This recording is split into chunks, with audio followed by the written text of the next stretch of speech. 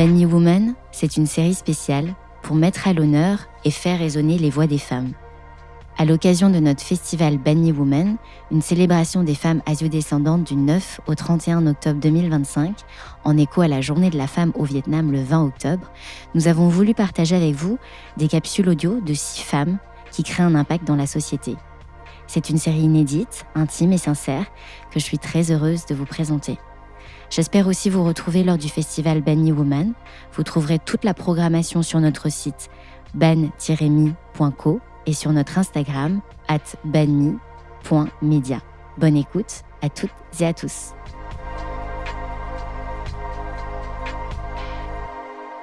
Pour ce 4e épisode, je vous propose de découvrir ou redécouvrir Mai Hoa. Mai, c'est l'une des toutes premières personnes que je voulais interviewer quand j'ai lancé Banny Podcast. J'avais découvert son film Les Rivières pendant le confinement grâce à un ami qui est aussi son cousin. Et ce film m'a profondément marquée. Réaliser un film sur sa famille, sur l'intime, s'exposer à sa vulnérabilité, à la fragilité de l'humanité. Bref, ça m'a vraiment bouleversée. Il y a chez Mai quelque chose de très sincère dans sa façon de filmer, de raconter, de mettre des mots sur ses émotions et sur ses projets. Ce n'est que 2 ans plus tard que j'ai enfin eu la chance de l'interviewer. Je lui avais proposé une discussion croisée avec sa fille Tam parce que leur relation dans le film m'avait tellement touchée. Et cet épisode, le numéro 31 avec Mai et Tam, est devenu, et reste encore aujourd'hui, l'épisode le plus écouté de Banny Podcast. Aujourd'hui, je suis heureuse de vous proposer un nouvel épisode avec Mai où l'on parle de puissance féminine, de la richesse de nos héritages culturels et de comment on peut créer à partir de nos blessures.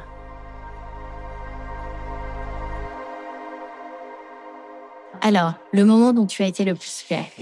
Donc j'en ai plein, mais je crois que celui qui me revient là quand tu me demandes, c'est quand j'ai montré mon premier film, Les Rivières, à ma grand-mère, qui est dans le film, puisque c'est un film sur ma lignée de femme. Et en fait, elle s'est mise à danser et elle m'a dit quelque chose qui m'émeut toujours, mais aujourd'hui, à chaque fois aux larmes, elle me dit « Je suis quelqu'un ».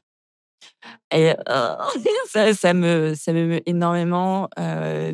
Et c'est quelque chose qu'on a réussi en faisant Les Rivières. Donc ça me rend hyper, hyper fière. Quelle est la phrase que ta mère ou ta grand-mère t'a transmise et qui a toujours un impact sur toi ou qui te suit en fait? Alors, du coup, si ça te va, je vais en faire 2. Je t'en prends 2.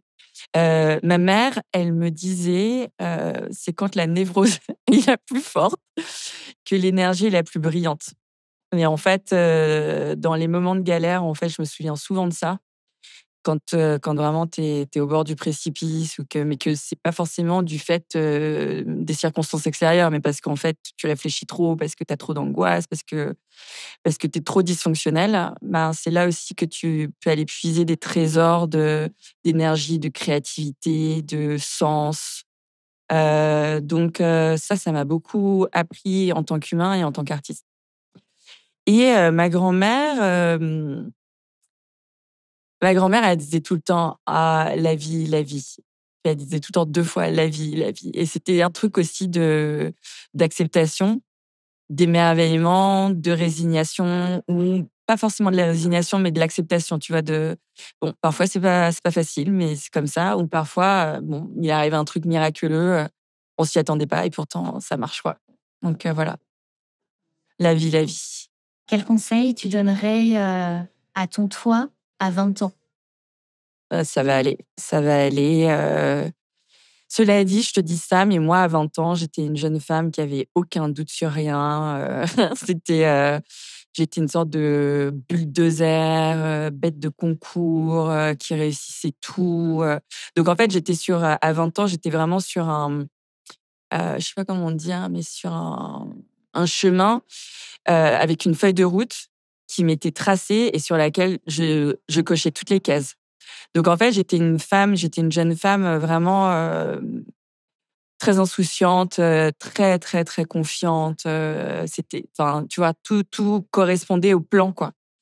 Et je pense qu'à 21 ans, je suis partie en Inde. J'ai fait un échange universitaire là-bas. Et en fait, c'est là que j'ai fait mon premier cercle de parole, en fait. Il y avait un des cours qui était un cours de sciences humaines.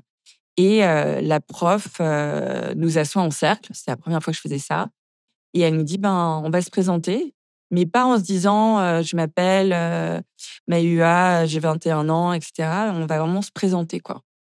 Et là, elle part dans une présentation de 15 minutes, où vraiment, elle raconte qui elle est et tout. Et là, je pars dans un sanglot, mais qui dure une demi-heure quand mon tour arrive et que je dois raconter. Je suis prise d'un énorme vertige. Et donc, à cette jeune femme de 21 ans, je lui dirais, ça va bien se passer. Ouais, ça va aller. En quoi, pour toi, c'est important, ta connexion, à tes racines, à ton héritage, Mmh. à ta famille Mmh. et au pays, d'où tu viens? Ouais. Bah, moi, je suis comme toi, on a plusieurs pays, plusieurs héritages, plusieurs familles. Je dirais que, plus j'avance, donc là, j'ai 48 ans et plus je sens la chance qu'on a eue, en fait, d'avoir, cet autre background, ces traditions, ce lien à la famille, ce respect pour les traditions. Et j'ai pas toujours dit ça. Parfois, ça a été difficile pour moi, de les accepter, de faire des synthèses, de faire des allers-retours entre plusieurs systèmes de pensée, plusieurs philosophies, plusieurs manières d'être. Mais aujourd'hui, je vois la richesse que c'est. Je vois aussi, que ça m'a pas mal protégée, en fait, d'une d'une certaine mentalité, allez, je vais dire le mot coloniale, où en fait, les remises en question sont plus difficiles, où on pense de facto qu'on a droit à quelque chose, où on pense, sans même y réfléchir, qu'on a raison. Qu'on a, tu as cette manière en fait, assez arrogante et j'ai beaucoup d'arrogance, hein, attention, hein. Mais qu'on a cette manière d'être où en fait, le questionnement ne vient pas suffisamment tôt, je trouve, sur la table de la conversation. Et où en fait, nous, on a développé une écoute, une agilité, une flexibilité, et c'est une forme d'intelligence que je trouve incroyable, et qui est bien nécessaire aujourd'hui, tu vois?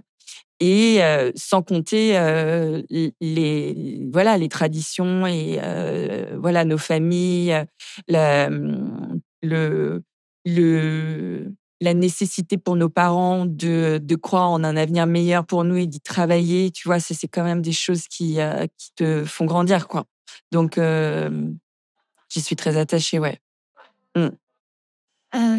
Quel est le plus beau cadeau, que la sororité ou qu'une femme ait pu t'offrir? Ah! Bah, tu sais, moi, je vais dire que j'ai commencé ma deuxième vie il y a 15 ans quand j'ai ouvert mon blog. Et bon, c'était un blog beauté, donc j'y avais pas réfléchi, mais évidemment que j'allais attirer beaucoup plus de femmes, tu vois, que d'hommes. Et puis après, ça a continué sur Instagram, où là encore, c'était plutôt 90 de femmes. Et puis après, j'ai fait les rivières sur ma lignée de femmes. Et en fait, j'ai été accueillie par tellement de sororité, par tellement de liens entre femmes qui, parfois, trouvaient des résonances dans ce que je faisais, soit en tant que femme, soit en tant que femme, issue de l'immigration, ou issue de l'immigration vietnamienne. Heu et j'ai reçu, moi, tellement d'amour, tellement d'aide. 2 de mes films ont été crowdfundés, donc c'est les gens qui ont payé, pour que ça existe. Enfin, c'est incroyable. Donc moi, ça m'a totalement transformée. Et donc il y avait à la fois, tu vois, cette grande communauté, non pas impersonnelle parce que ça a vraiment une valeur, mais d'inconnus, et puis après ça a été des rencontres comme toi et moi, ça a été des journalistes, ça a été des intellectuels, ça a été, des gens qui tout d'un coup des femmes qui tout d'un coup disent: «Attends, c'est hyper intéressant ce que tu dis, je vais le mettre en lumière avec mon propre média, je vais en parler à telle ou telle personne», et les rivières n'auraient jamais pu exister ou en tout cas la résonance, l'accueil qu'il a eu n'aurait jamais pu avoir lieu sans cette sororité. Et sans je ne sais pas comment dire, mais il y a eu un moment où les femmes se sont dit, il faut qu'on fasse notre effort d'amour. Et plus qu'on soit dans la compétition et dans la jalousie et dans l'individualité forcenée, chacun amène ce qu'il peut, mais chacun amplifie, répercute, relie, met en relation. C'est assez incroyable. Quels sont les 3 mots qui te viennent à l'esprit quand je te dis femme asiatique, femme vietnamienne? C'est marrant, tu dis ça, j'ai les larmes qui montent aux yeux. Donc, larmes qui montent aux yeux. Je sais que ça fait déjà beaucoup de mots, mais tu vois, ma grand-mère, elle disait « je pleure dans mon cœur ». Et il y a quelque chose comme ça je crois qu'il y a à la fois une blessure que je peux pas nier, tu vois, mais que je ne peux pas non plus, dont j'ai pas du tout envie de me débarrasser parce que c'est à cet endroit que j'ai le plus créé et que j'ai pu créer aussi du lien et du réconfort et de la réconciliation. Et donc, je dirais larmes qui montent, les larmes dans, je pleure dans mon cœur. Je dirais puissance. Parce que la vache, mais même quand je te vois, tu vois, je t'ai appelé la semaine dernière pour dire « Comment tu fais tout ça, Linda ?» Tu vois, c'est incroyable. Et on est plein, en fait, comme ça, de femmes qui envoient, mais on est tellement puissantes, c'est incroyable. Et je crois que c'est un truc qui monte comme ça.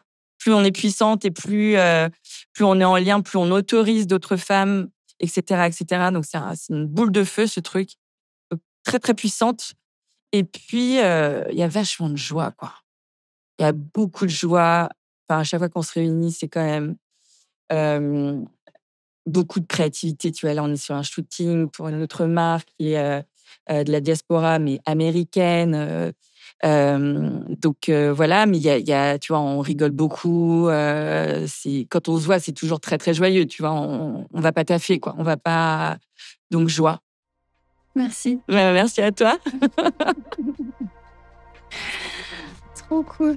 Merci d'avoir écouté cet épisode et retrouvez-nous au festival Banh Mi Women du 9 au 31 octobre. Vous trouverez toute la programmation sur notre site ban-mi.co et sur notre Instagram @banmi.media. À très vite pour un nouvel épisode de Banh Mi Women.